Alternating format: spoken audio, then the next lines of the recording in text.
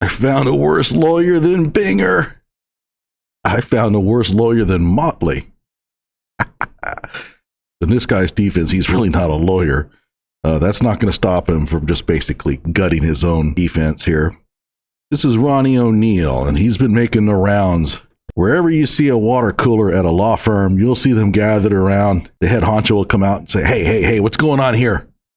You should be working. And they're going to say, hey, boss, you got to take a look at this. And pretty soon he'll be joining in, laughing. This is just gold, comedy gold. Hello out there.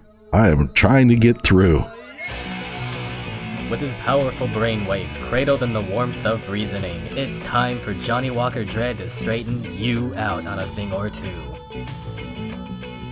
Emanating all the way from exciting Las Vegas, Oklahoma, it's the Johnny Walker Dread Show. By the way, this is the opening statement. I believe that the prosecution gives its statement first. I'm not sure. I'm going to go ahead and assume that the prosecution is going to follow up here.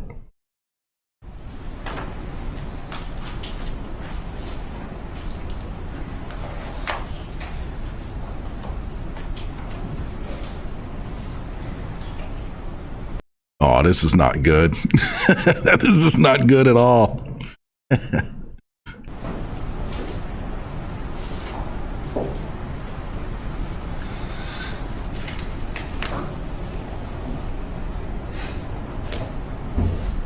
He's psyching himself up. He's been practicing this all night. The evidence is going to show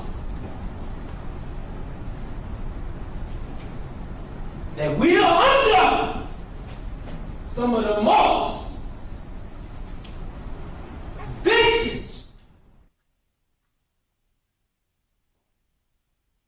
There are quite a few different methods used by lawyers to persuade the jury at the very outset.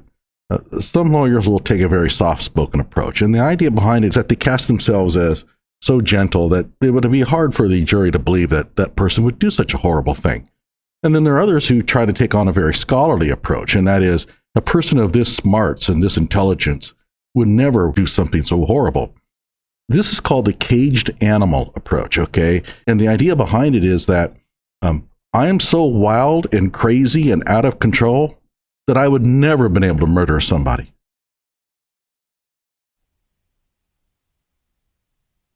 Lying.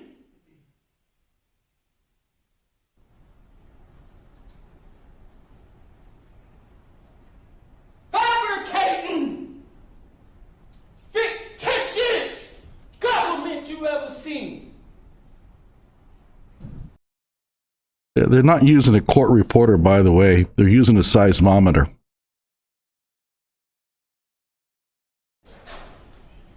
By the time it's all said and done, you will see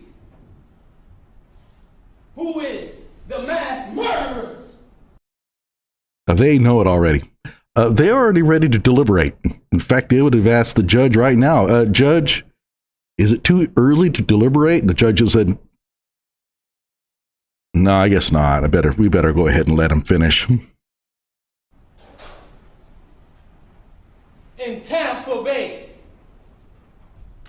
the state of Florida, you will know why what occurred on March 18, 2018 occurred. And the evidence is going to show that law enforcement tampered with evidence to meet their such high burden of proof. Well, when your argument rests on evidence tampering, you're kind of behind the curve a little bit. Because originally, it wasn't enough. So we had to tamper with evidence. Since it was such evident already, but we still had to tamper with evidence. that look that he's giving them basically says, find me innocent or I'll butcher you. But I am innocent. The evidence is going to show my son did not see me murder his mom. The evidence is going to show. The evidence is going to show that my son did not witness me murdering his mother. Oh.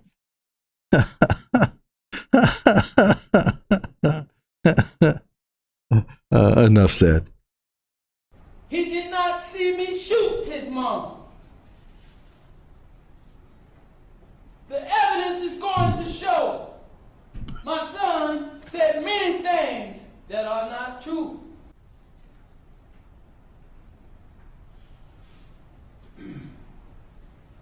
The evidence is going to show that I called 911 during Kenyatta Barron's 911 call.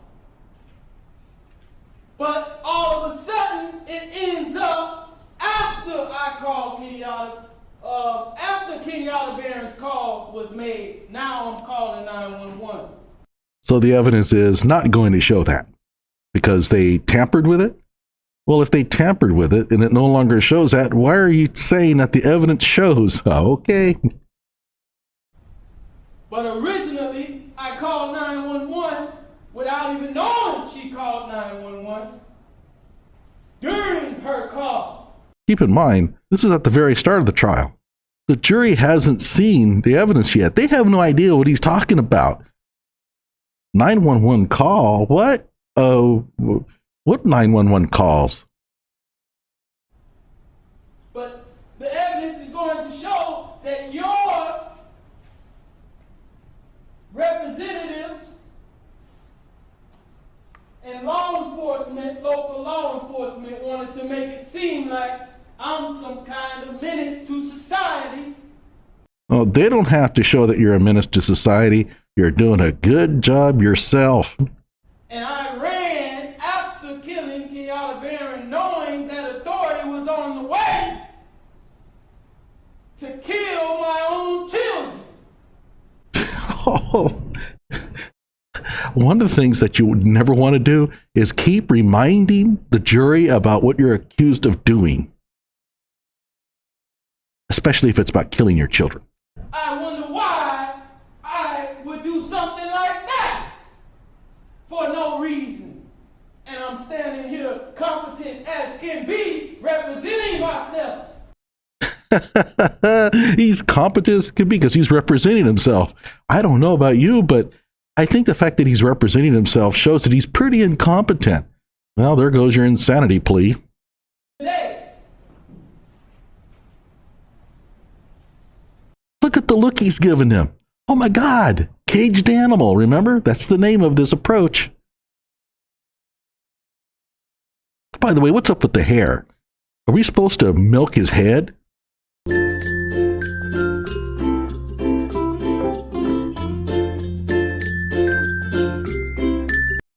It looks like a jumping jack. You know the little jumping jacks we used to play when we were little kids? That's what his head looks like. the evidence is going to show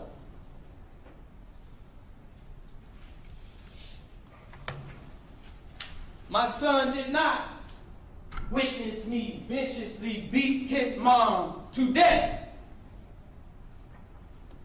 I was kind of hoping you'd say that the evidence will show that I didn't beat her to death, not that your son didn't see it. The evidence is going to show my neighbor, Khalil Brown, whom they are trying to keep out of this trial, witnessed me take 3 strikes. What? The evidence is going to show that law enforcement and this administration wanted to make me look like a menace to society. So they added several mini strikes on that video and audio that you just heard. Wait, they added stuff to the audio and video. Hey, that'd be a good trick. I mean, yeah, cutting stuff out, pretty simple. Adding stuff in, much harder. I hope you're able to afford the necessary forensic expertise to go and substantiate your charge. And they added several statements that I did not say.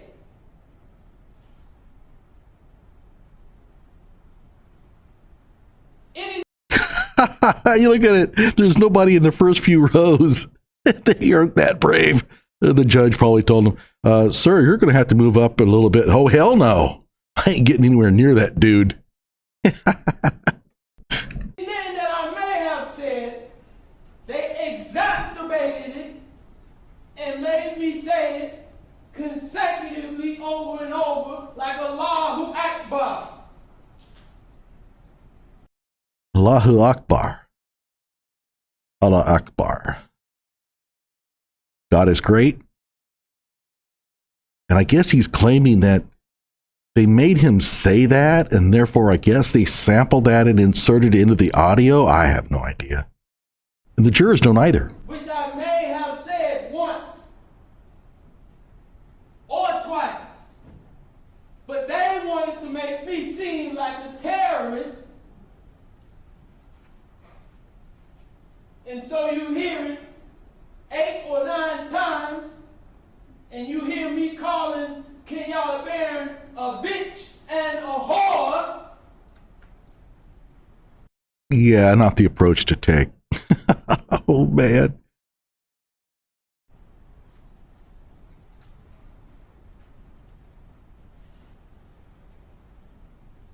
The evidence is going to show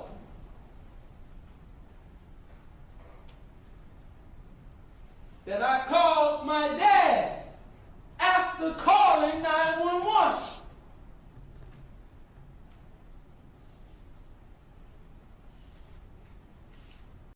Again, the jury's thinking like, wait, okay, the evidence is going to show that you called your dad after you called 911. I don't understand what that means. They haven't heard the evidence yet. He's trying to present his case here. This is not the time for it. Really, this is the time to, 1, come up and say, hey, I'm innocent. 2, make it sound like you're a pretty good guy. And 3, basically go over the main points you're going to do. Don't use this as the actual trial.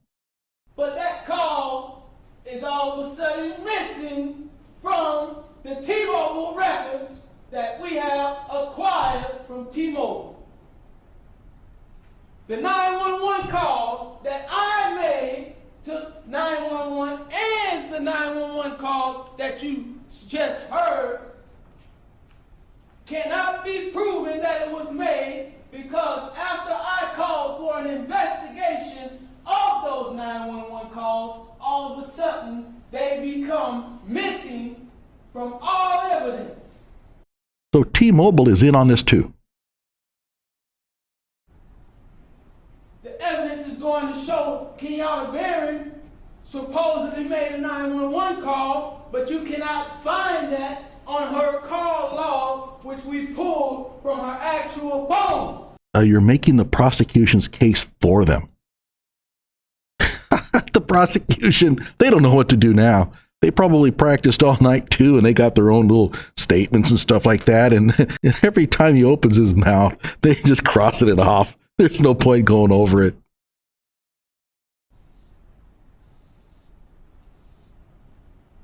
They say she made a call at 11:43. There's no 911 call at 11:43 on her call log. All of a sudden, after I called for an investigation of the original calls. That's what the evidence is going to show. The evidence is going to show I look alone. You look alone because, well, you kind of are alone. Nobody wants to be near you. But I am backed by a mighty God. The fire and brimstone approach works great if you're trying to keep your congregation from porking their neighbors. It's not particularly a very effective courtroom strategy. Come to think of it, it doesn't work in church setting either. The evidence is going to show I love my children. I love my children to death.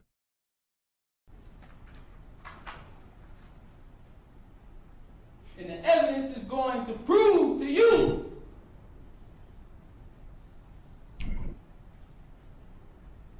that this whole entire case has been tampered with and fabricated before it's all said and done. I can guarantee you that. Your guarantees mean nothing. Mark my words.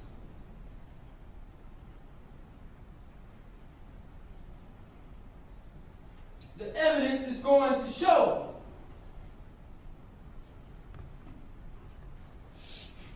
that they say, I said, come out here, son, and help me kill this bitch. But my neighbor, Khalil Brown, nor my neighbor, Mona Lisa Brothers Gray, or any of her children, Mia Thompson, or Gracie Diggs, or Mr. Gray, heard me say any of those things.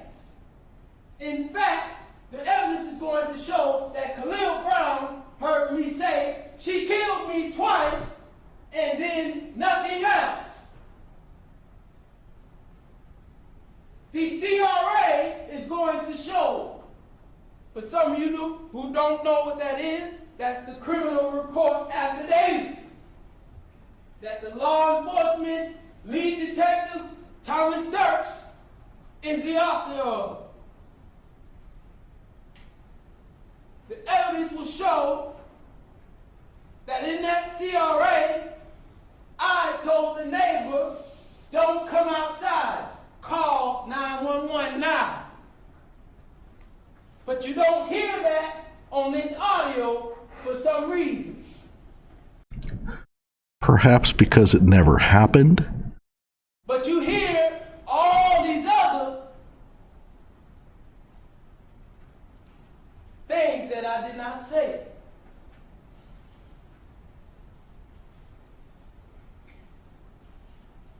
That same CRA will have the statements of Khalil Brown saying that he saw me take 3 strikes with that shotgun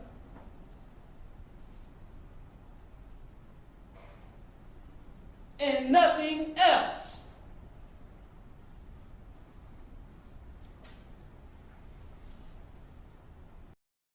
The judge, you ever see one of those Snickers commercials, not going anywhere for a while?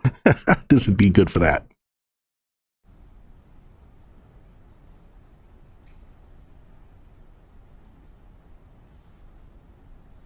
The evidence is going to show that Mr. Harmon here says that that big chunk missing out of her arm was a bird shot. Oh man, dude.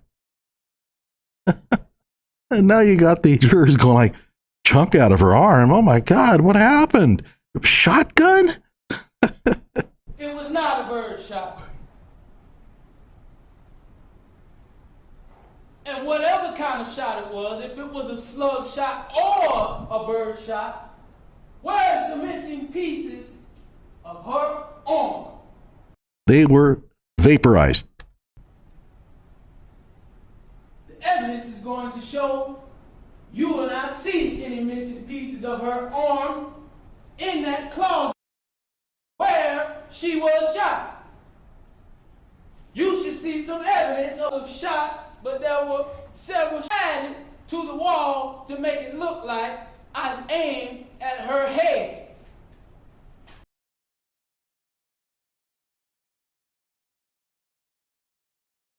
So the cops actually took the shotgun and fired it into the closet to make it look like you were trying to kill her. Whoa. That's what the evidence is going to show.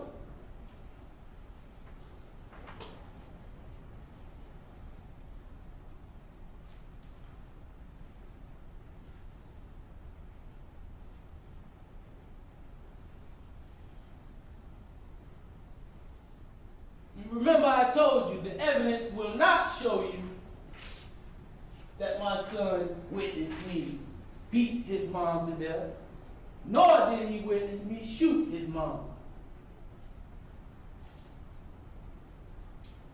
In fact, he didn't witness much at all. Are you ever going to get around to telling the jury that you didn't actually kill your wife and her sister? I think there were 2 people dead. And the evidence will show that my son said my dad shot my mom. It's the correct statement. If you want to cite statements, if he even said it.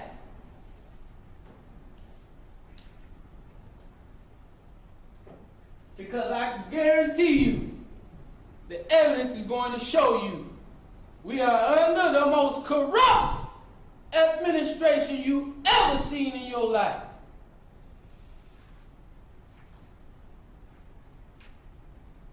I guarantee you I wouldn't waste your time. I would have already took a plea deal of some kind if I knew I did something like this. Okay. I'm sorry, but you have to be offered a plea deal. You just don't get to take one. And, the prosecution, if you had a really good, competent lawyer, they might have been willing to do that. Not really. But when they found out that you were going to represent yourself, they're like, oh, hell no. We're not going to offer you a plea deal. We've got you. And taking a plea deal or not has nothing to do with guilt. Come on. Nobody buys that. Because most people don't even go to trial when they know they've killed somebody unjustly. He puts unjustly at the end, If they killed somebody unjustly. The evidence is going to show you who the killers are.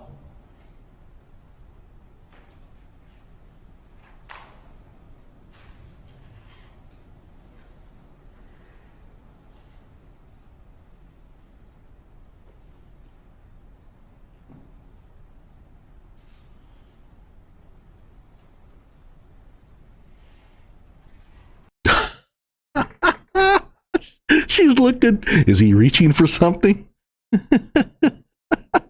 That look.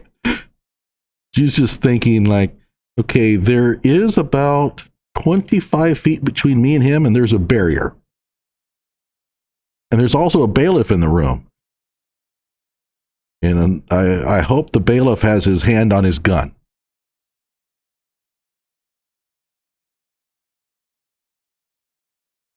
Right there, that little wry smile. She's thinking in her mind what she's going to tell her friends when she gets done with the day. When she gets home, honey, how was your day? Oh, grab a seat. This is going to be great. I'm pleading not guilty to the charges of premeditated murder. Yeah, that's true. That's why you're here in court. Attempted murder, aggravated child abuse or battery, arson, resisting arrest without violence. Never remind the jurors of the charges against you. I'm not guilty of what I am accused. The prosecution has accused me of murder, arson, rape, robbery, screwing goats. You just don't want to go through that list. Again, this is where the prosecution's like, dude, wait a minute, that's not fair. He's stealing our thunder here. Like, let's cross that out. We're going to remind the jurors again that he's facing all these charges. Let's strike that out. You know what it's like? If you're like the valedictorian of your high school and you're getting ready to do a speech, and the kid that's in front of you gives the audience your speech, and you're just sitting there looking like, oh, wait, what am I going to do? He practiced all night, getting in front of the mirror, practicing their oration. He's stolen their thunder. While I'm at that, the evidence is going to show that they tased me for no reason. But they tampered with that video because they didn't want you to know the truth. And it might sound far-fetched. That's another thing you don't want to tell the jurors. This may sound far-fetched. Uh-oh. Yeah, it actually kind of does. Come to think of it. But I guarantee you, we're going to see who the liars are before it's all said and done. Mark my words. He's right. They're going to see who the liars are. Well, they're looking at him. Because my family lives were taken.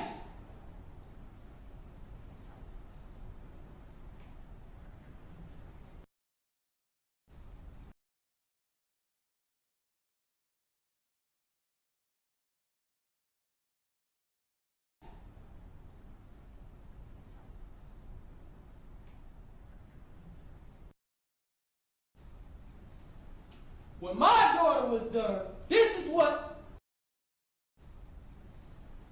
When my daughter was done, this is what the evidence will show. When my daughter was born, it was me who gave the command, the final command to keep her alive when she was on life support. When she was born, 2 pounds, 2 ounces. 2 pounds, 2 ounces? Do you think there's any drugs in that family?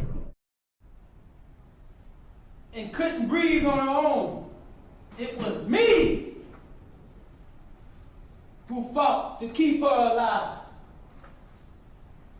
But all of a sudden, I just want to take her life for no reason.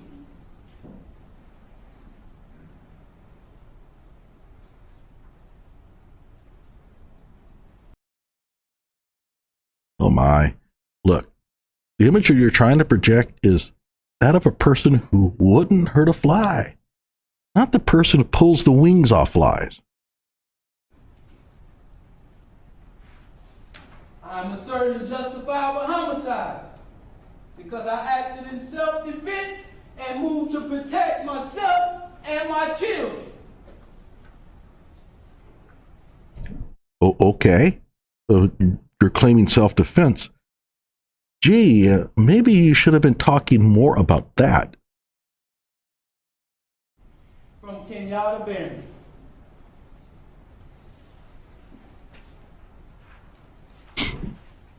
I'm going to be showing with evidence several reasonable reasons to doubt the state's allegations against me. The evidence will show that the state cannot prove that I premeditatedly killed anyone because I didn't have any time to reflect or plot and plan as if everything happened suddenly and spontaneously. I responded out of pure instinct and heat of passion.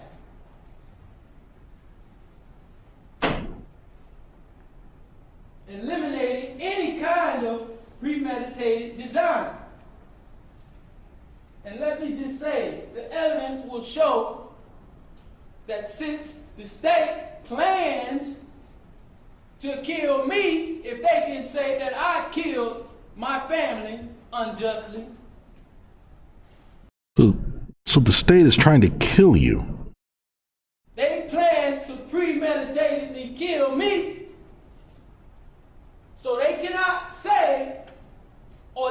deny me the right to premeditatedly kill Kenyatta Barron if she killed my children. I just noticed, take a look at his head, very top.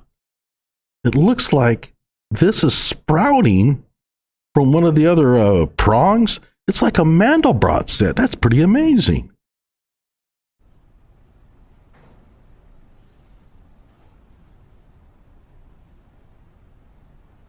I wonder if towards the end of this, you'll see more of those, like it's spawning. The evidence will show that Kenyatta Barron had several medications and drugs such as morphine in her system. The evidence will show she had a domestic history and was arrested for domestic violence that same year. Nice family.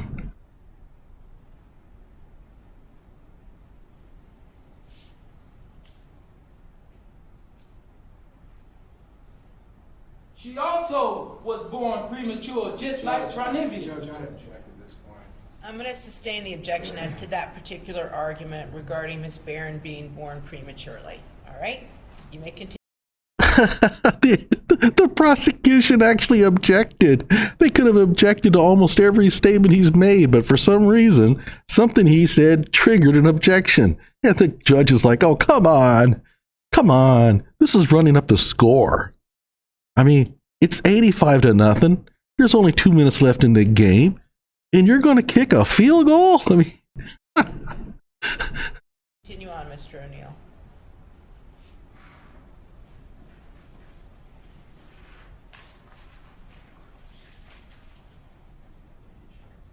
I didn't even state the basis of his objection. I've ruled, Mr. O'Neal, okay? I understand, but I have to state the basis of my objections, right? Well, that is correct, and I just assume what the objection is. So go ahead and state it for the record, Mr. Harmon. okay, so he's complaining that, well, when I raised an objection, you made me tell you the foundation for it, but they didn't have to. That's because their objection made sense. You see, what you did was so blatantly ridiculous that when they raised an objection, she already knew what they were objecting to. That's never a good sign. That's sustained. Probably about discussing evidence that's not in front of the jury yet or something like that. The evidence will show that she threatened to kill me with a knife just a few weeks before the incident, and she was angry about my relationship with my other child's mom. Actually, I think what the objection was about was they probably whispered in each other's ears like, hey, we can't let the jurors think that this is the way trials are normally conducted. We got to say something. I mean, they're going to come away with this thinking that these opening statements are free-for-alls. So they raise an objection to let the jurors know that normally you're not allowed to go off kilter like this, but we're going to go ahead and give this dude a lot of rope. And about the fact that we had to be cordial for our newborn son. And the evidence will show that they have been going back and forth and arguing on Facebook and by telephone that whole afternoon before the incident. The evidence will show that me and my son was at my mom's house while I was putting brakes on my aunt's car. There's somebody out there that would trust you to put brakes on their car? Me and my son spent the whole day at my mom and dad's house working on the car.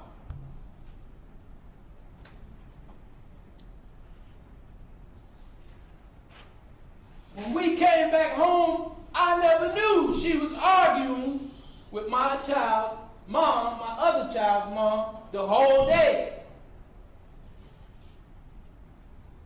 That's what the evidence will show.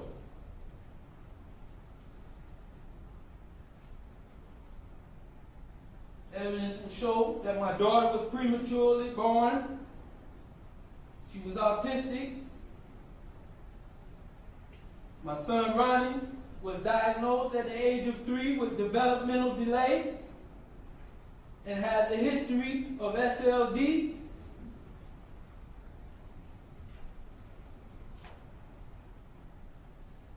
The evidence will also show that he was present, but does not remember accurately or consistently what happened for many reasons, making him unreliable when it comes to the actual facts. I mean, this could be a valid argument. I mean, the fact that the son has some serious mental issues that might affect his testimony. But my God, don't present it like this. You'd want to tell the jurors, look, I love my son to death. Oh, no, don't say that. I love my son. He does have some problems. You know, it's affected him his entire life. And it's going to cause him on occasion to say things that he probably doesn't mean. And it's going to also reflect his memory. I want you to take that into account when he's giving testimony or something along those lines.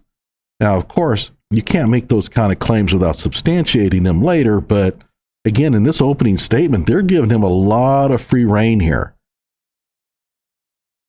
But yeah, he's hanging himself. I mean, this is not slowly burying yourself. This is rocketing to a prison cell on a bobsled. He also has been diagnosed with PTSD, as he should be, because this is a very traumatic thing that he went through.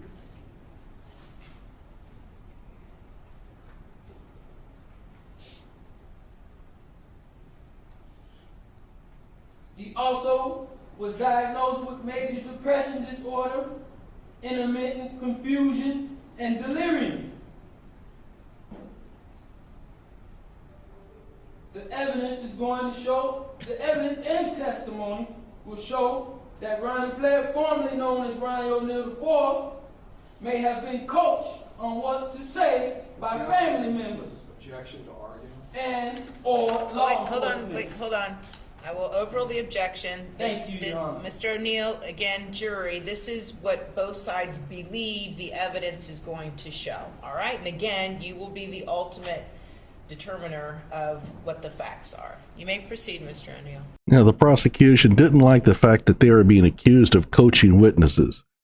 But the judge says, hey, look, man, if he's going to make those kind of claims during the trial, he has to be able to tell the jurors about them during his opening statements. I agree with the judge on that one.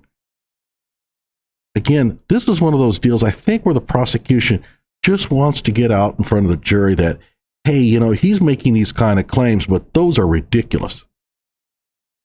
Thank you, Your Honor. And these are also actual facts that Mr. Harmon left out when he told you about the report of his former psychologist. When he told you that he was adopted by his family members, which didn't work out as well, and he had to be placed with another family, which is now the Blair family. In that same report, it talked about how he may have been coached by family members. The evidence is going to show that my son was adopted by a detective who formerly worked in this case.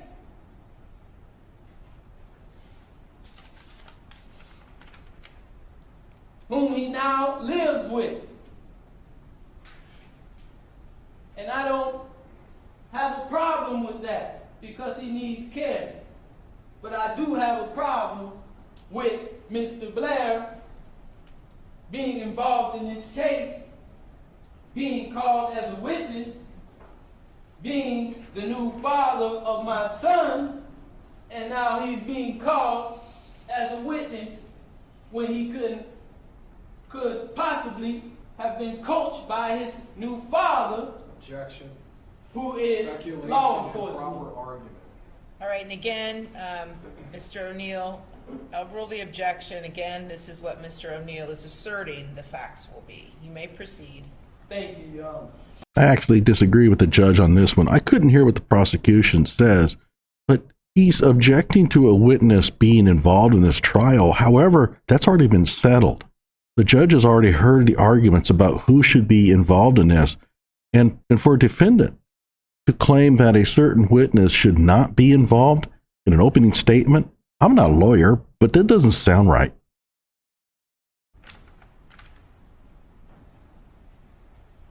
The evidence will show and prove that very vital evidence was definitely tampered with, which was a strategic omission to cover up the facts of this case, making much more of the evidence unreliable. As I know for a fact, it was altered as well.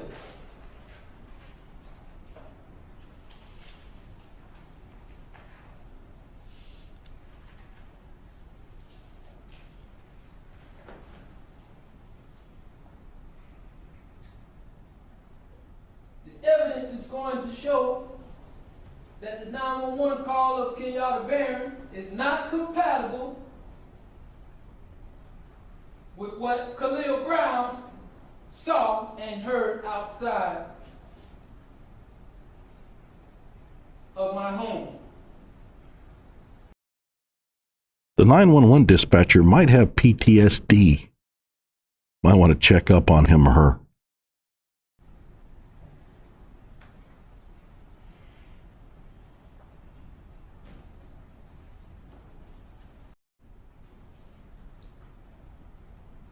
The evidence is going to show, when it's all said and done, who put those excessive lacerations on Kenyatta Barron's face. I can guarantee you that. The judge, she's looking at him like, are you insane? In a way, it probably varies from state to state, but I think a judge could maybe step in and say, hey, look, I've heard enough. I'm going to get you a lawyer. And we'll go through another competency hearing, but they've already had one, I'm sure, because if he's going to be representing himself, they probably do ask a lot of questions to make sure that he's not nuts. I think he might have to go through another one because she's now heard his opening statement. And this is not about mental health. This is about just an inability to understand the court system at all. I don't know. Again, I'm not a lawyer. I don't know what the law is about that, but he clearly cannot represent himself adequately. Now, he does have a right to represent himself. It's a constitutional right, but that can be overridden if the person's not competent. And I'm not sure what that competency includes. Is it just mental health, or can it include, like, a person just doesn't understand the court system whatsoever?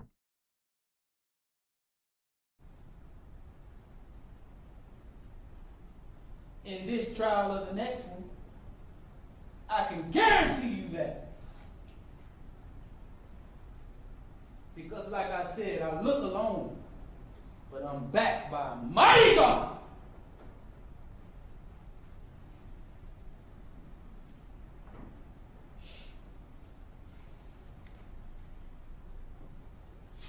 And ultimately, it will show that none of the state's witnesses can draw any conclusions, especially because they didn't see anything that refutes my self-defense claim and theory. Okay, that's a reasonable argument. I am making a self-defense claim. I am sure in this state the burden of proof is on the prosecution to show that the claim is false. And the burden of proof is proof beyond reasonable doubt.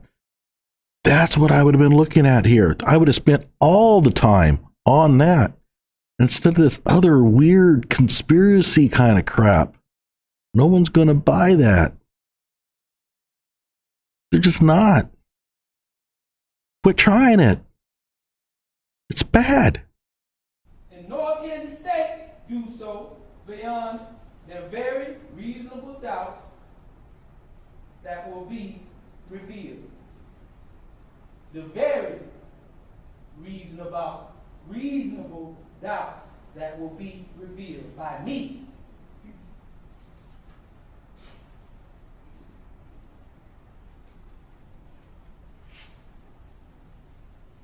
And that's all I have to say.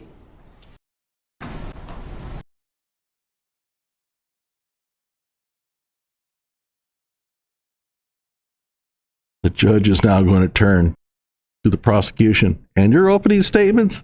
And the prosecution's going to look at the judge and say, oh, no, we're good. Let's just get it going here. In reality, I think that the prosecution presented their case first. But that would have destroyed all my jokes. Yeah, Ronnie Oneal, the charges against him are absolutely horrific. He's killed 2 people. He stabbed his own son. And he tried to set fire to the house they were in. He is insane. He's a nut. And that would have been maybe even another avenue he could have pursued. One of the worst things that he did in this trial was he asked his son, who was on the stand, what did I do to you? And the son responded, you stabbed me.